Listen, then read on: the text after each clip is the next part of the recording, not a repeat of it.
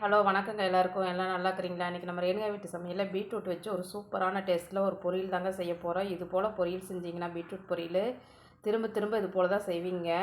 வாங்க அது எப்படி செய்யலாம்னு சொல்லிட்டு இப்போ பார்க்கலாங்க.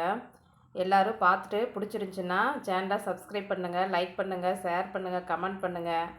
பாருங்கள், இந்த பீட்ரூட் வந்து நல்லா கழுவிட்டு நம்ம ஃபீலர் வச்சு இந்த தோலெல்லாம் உரித்து இது போல் இப்படி சீவி இது போல் தோலை உரித்து நம்ம எடுத்துக்கலாங்க.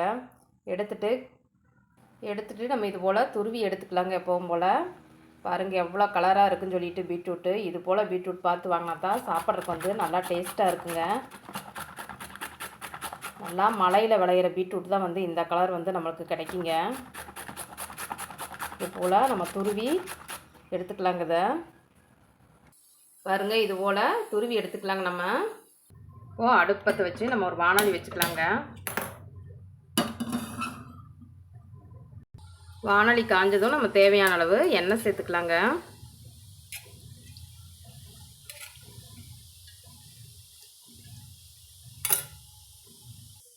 எண்ணெய் காஞ்சதும் நம்ம தாளிப்புக்கு கடுகு சேர்த்துக்கலாங்க. நம்மளுக்கு கடுகு பொரிஞ்சதும் பச்சைக்கடலை பருப்பு ஒரு ஸ்பூன் அளவுக்கு சேர்த்துக்கலாங்க. உளுந்தம்பருப்பு ஒரு ஸ்பூன் அளவுக்கு சேர்த்துக்கலாங்க. அது ரெண்டும் பொரிஞ்சதும் நம்ம வெட்டி வச்சுக்கிற பச்சை மிளகாய் வந்து 2 பச்சை மிளகாய் வந்து வெட்டி வச்சுக்கிறோங்க. அதையும் சேர்த்துக்கலாங்க. சேர்த்துட்டு வெங்காயம் கருவேப்பிலை எல்லாத்தையுமே நம்ம சேர்த்துக்கலாங்க. சேர்த்துட்டு நம்ம இதை பொன்னிறமாக வதக்கலாங்க.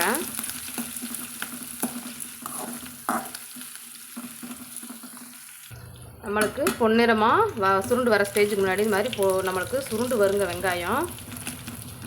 இப்போ வந்து நம்ம ரொம்ப பொன்னிறமாக வந்து வறுவட வேண்டாங்க.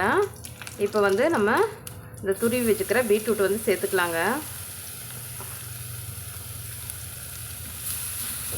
சேர்த்துட்டு நல்லா கலந்து விட்டுக்கலாங்க. அடுப்பை சிம்மிலேயே வச்சுட்டு கலந்துடுங்க.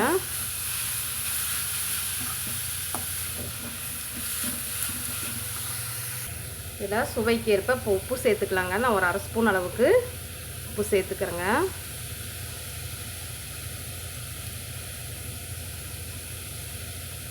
சேர்த்துட்டு நம்ம கலந்து விட்டுக்கலாங்க.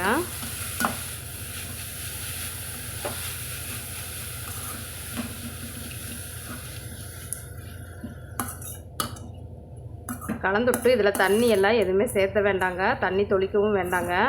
இது சிம்மிலேயே அடுப்பில் நம்ம வந்து ஸ்டார்டிங்லேருந்தே சிம்மில் தான் அடுப்பில் வச்சுருக்குறோங்க.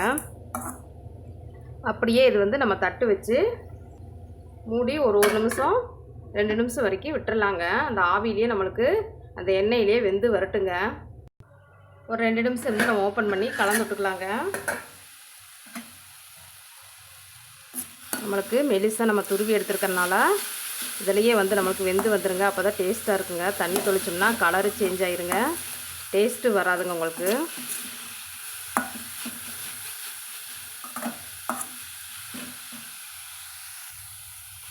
நல்லா கலந்து விட்டுக்கலாங்க. பாருங்கள், இப்போவே நம்மளுக்கு நல்லா ஜூஸியாக இதில் காய் வந்து நல்லா வெந்து வந்திருக்குங்க. பாருங்கள் எவ்வளோ சூப்பராக வெந்து வந்திருக்குன்னு சொல்லிட்டு.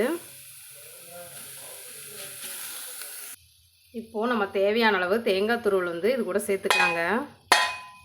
சேர்த்துட்டு கலந்து விட்டுக்கலாங்க.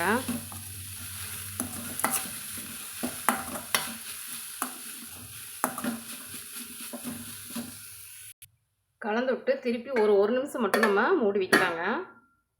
1 நிமிஷம் இருந்து நம்ம இறக்கலாங்க. இப்போ நம்மளுக்கு சூப்பரான சுவையான பீட்ரூட் பொரியல் வந்து ரெடி ஆயிடுச்சுங்க. இது போலவே நீங்களும் உங்கள் வீட்டில் செஞ்சு சாப்பிட்டு பார்த்துட்டு எப்படி இருந்துச்சு அப்படின்னு சொல்லிட்டு கமெண்ட் பண்ணுங்கள், ஷேர் பண்ணுங்கள், சப்ஸ்கிரைப் பண்ணுங்கள், லைக் பண்ணுங்கள். பாருங்கள், சூப்பராக நம்மளுக்கு அட்டகாசமான கலரில் பீட்ரூட் பொரியல் வந்து ரெடியாக இருக்குங்க. நம்ம மேலே மல்லி இலை தூவிட்டு பரிமாறிக்கலாங்க. பீட்ரூட் பொரியல் சாப்பிடாத குழந்தை கூட கலரை பார்த்தோன்னே எனக்கு கொஞ்சம் வேணும் அப்படின்னு சொல்லிட்டு கேட்டு வாங்கி சாப்பிடுவாங்க. அவ்வளோ டேஸ்ட்டாக சூப்பராக இருக்குங்க. நன்றிங்க. நாளைக்கு இன்னொரு சமையலில் நாம் சந்திக்கலாங்க.